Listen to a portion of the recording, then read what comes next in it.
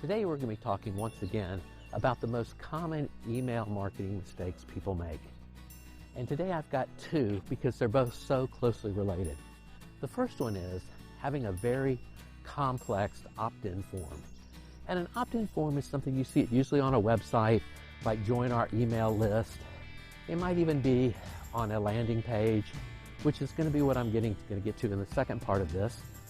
But having those forms so complicated, I've seen them where they not only ask for their name, but they also ask for, the email address, which you would kind of expect, but they ask for phone numbers, they ask for a mailing address, they ask how many employees you have, the name of your company, they ask like for a history of your business, and that's just really unacceptable.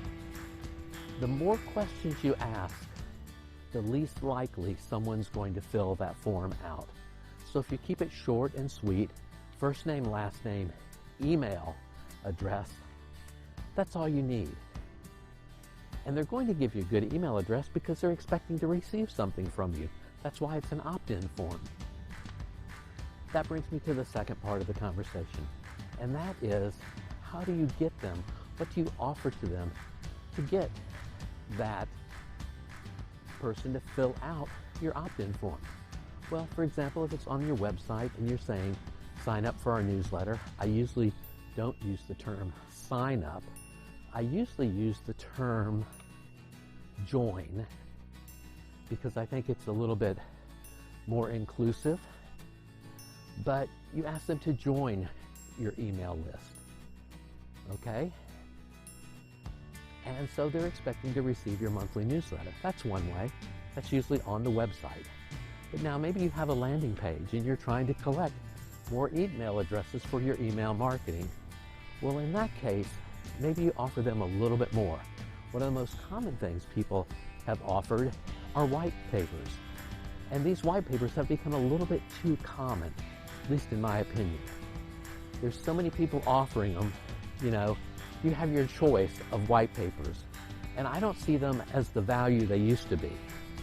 Now, maybe you'll prove me wrong. Maybe you have a great white paper out there, but I just don't see them as the value they used to be. Nowadays, people want something a little bit more.